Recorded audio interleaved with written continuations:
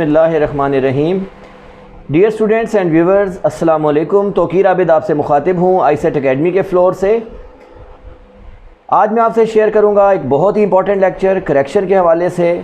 आपको पता है ये वीडियो नंबर 11 है करेक्शन की, और इस वीडियो में मैं आपसे शेयर करूँगा agreement of subject and verb, यानी कि फ़िक्रे के शुरू में इस्तेमाल होने वाले सब्जेक्ट्स और वर्ब आपस में किस हालत में कौन सा कानून बनाते हैं, कौन सा रूल होता है, और आपको क्या चाहिए। अगर सब्जेक्ट क्या हो तो उसके साथ आप क्या वर्ब लगाएंगे और किस हवाले से आप इसको लेके चलेंगे।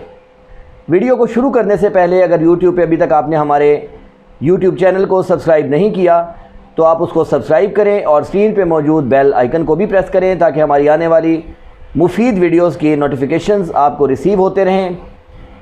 जी तो students, BA English paper B, correct writing and the rules of correct writing. और दोबारा मैं अपनी वो बात जो मैं हर वीडियो में कहता हूँ आपसे शेयर करता हूँ कि ये जो रूल्स हैं ये सिर्फ राइटिंग के हवाले से नहीं, बल्कि अगर आपने स्पीकिंग करनी है और आपको पता हो कि अच्छी इंग्लिश कैसे बोली जाती है, तब भी ये रूल्स जो हैं ये बहुत ही ज़्यादा यूज़फुल हैं। सबसे पहला रूल ये है कि अगर आपका फ़ाइल वाहिद हो तो आपने उसके साथ फ़ेल भी वाहिद रखना है, यानी कि अगर सब्जेक्ट सिंगुलर हो तो आपने उसके साथ वर्ब भी सिंगल ही रखना है। मैं इसकी मिसाल आपको दूंगा। He go to college daily, he go to college daily, ये एक गलत सेंटेंस है। इसको दुरुस्त करने के लिए आप क्या करते हैं, गो के साथ ES का इजाफा करते हैं। इसका मतलब है कि आप लिखेंगे he goes to college daily. दूसरी इसकी एग्जांपल है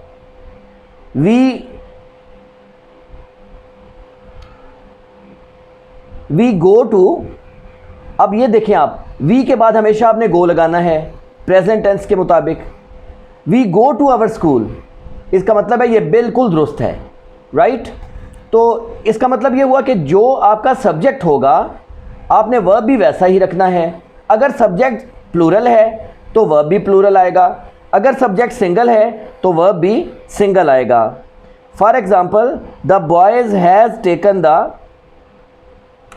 glass, the boys have taken the glass. Boys के साथ हैज़ नहीं आता, बॉयज़ के बाद आप हमेशा हैव लिखेंगे। पहला असूल ये हो गया। इसके बाद हम सेकंड रूल की बात करते हैं आज की इस वीडियो की, और वो ये है कि अगर आपके फ़ाइल ज़्यादा हों और उनके दरमियान एंड यूज़ हो रहा हो, अगर फ़ाइल ज़्यादा हों और उनके दरमियान में एंड यूज़ हो रहा हो तो उसके बाद आप जो फेल लगाएंगे वो जमा होगा। मैं इसकी आपको एग्जांपल देता हूँ। A boy and a girl is reading, ये गलत है। A boy and a girl, a boy and a girl are reading, क्योंकि ये दो लोग हैं, इसका मतलब ये प्लूरल हो गया। तो प्लूरल के बाद जो आपका फेल है वो आर आएगा, इज़ नहीं आएगा। इसकी सेकंड एग्जांपल मैं आपको देता हूँ।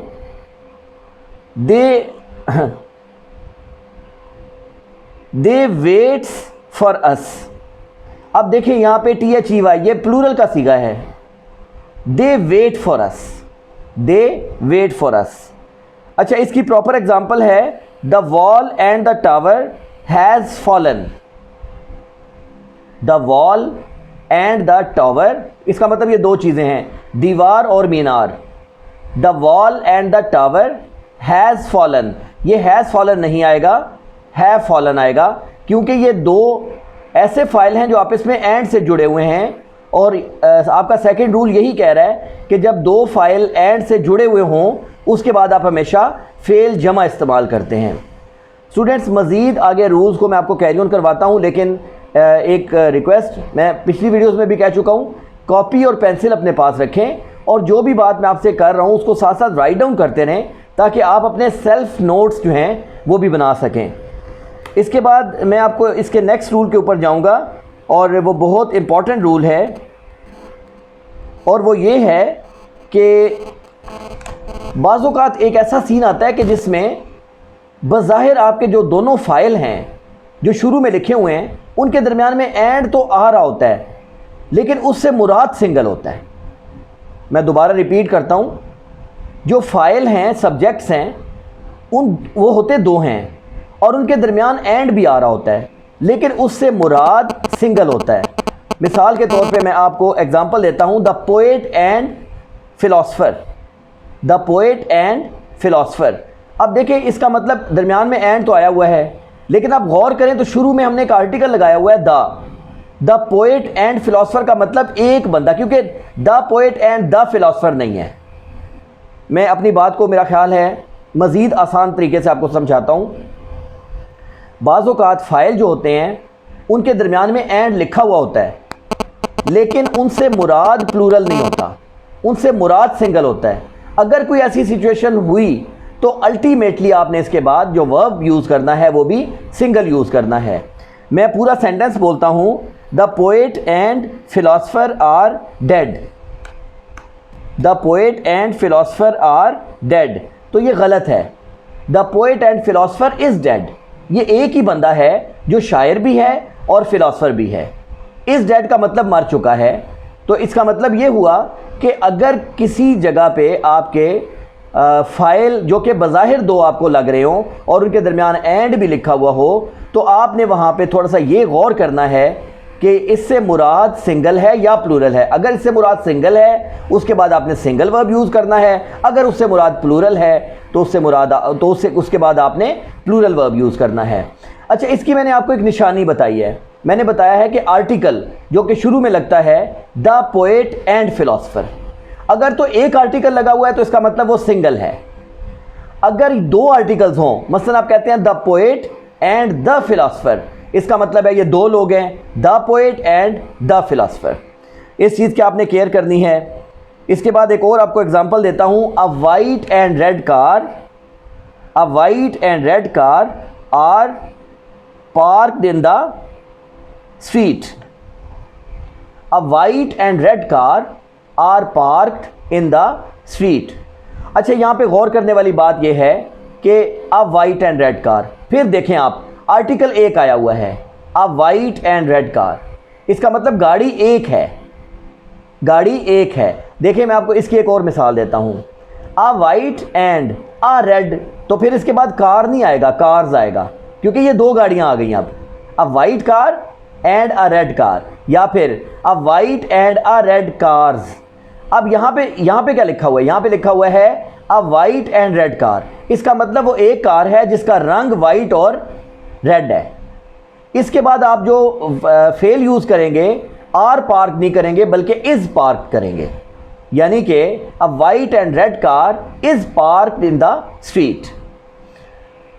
यहाँ तक आपको समझ आई? इसका मतलब ये हुआ कि ये एग्रीमेंट्स हैं फ़ाइल का और फेल का, यानी कि सब्जेक्ट का और वर्ब का। तो यही सारी मिसालें जो हैं, इसके मुताबिक आप इन चीज़ों को जो है वो अंडरस्टैंड करेंगे। अब एक मुहावरा भी आप बोलते हैं, slow and steady win the race. तो ये गलत है, स्लो एंड स्टडी तो मुद्दा एक ही है, मुद्दा इसका रेस है, यानी कि रेस को जीतना। Slow and study, Aahista Aahista चलते हुए, स्टडी कहते हैं मुस्तकिल मिजाजी के साथ। तो स्लो एंड स्टडी का मतलब आपका जो मेन इसके बाद जो मुद्दा है, यानी आपका जो मकसद है वो एक है। स्लो एंड स्टडी के बाद आएगा विंस द रेस। तो इस गलती को भी अक्सर पेपर में देखा गया है, अक्सर बोलने में सुना गया है कि लोग जो है इसको गलत तरीके से बोलते हैं। वो समझते हैं स्लो एंड स्टडी जो है ये दो बातें हैं, तो असल में चूंकि इसका पर्पज़ एक आ रहा है इसलिए आप इसको एक के तौर पे ही यूज़ करेंगे। एक और बड़ा कॉमन सा सेंटेंस होता है bread and butter. Bread and butter का मतलब होता है रोज़ी रोटी। ब्रेड एंड बटर का क्या मतलब होता है? रोज़ी रोटी। मतलब ब्रेड एंड बटर का मतलब आप इसको रोटी और मक्खन अलग अलग नहीं ले सकते, बल्कि ब्रेड एंड बटर जो है ये एक मुद्दा, इसका एक मकसद है जिसको आप कहते हैं रोज़ी रोटी। ठीक है, bread and butter are difficult to earn these days, ये गलत है। Bread and butter is difficult to earn these days, ये दुरुस्त है। और इसी तरह है my friend and benefactor have come. My friend and benefactor have come, मेरा दोस्त और मोहसिन, my friend and benefactor. Have come नहीं आएगा, क्यों नहीं आएगा? मैं आपको पहले बता चुका हूँ, माई friend and benefactor has come. इसमें इसलिए मैंने इसको कहा कि माई फ्रेंड मेरा दोस्त, एंड बेनिफैक्टर और मोहसिन, ये असल में एक बंदा है, माई फ्रेंड एंड बेनिफैक्टर। खूबियाँ उसकी दो हैं, बंदा एक है, इसलिए इसके बाद जो आप फेल यूज़ करेंगे, जो वर्ब यूज़ करेंगे वो सिंगल आएगा। माई friend and benefactor has come. मेरा दोस्त और मेरा मोहसिन, ये दो लोग नहीं है बल्कि एक है, तो इसलिए इसके बाद आप हैज़ यूज़ करेंगे।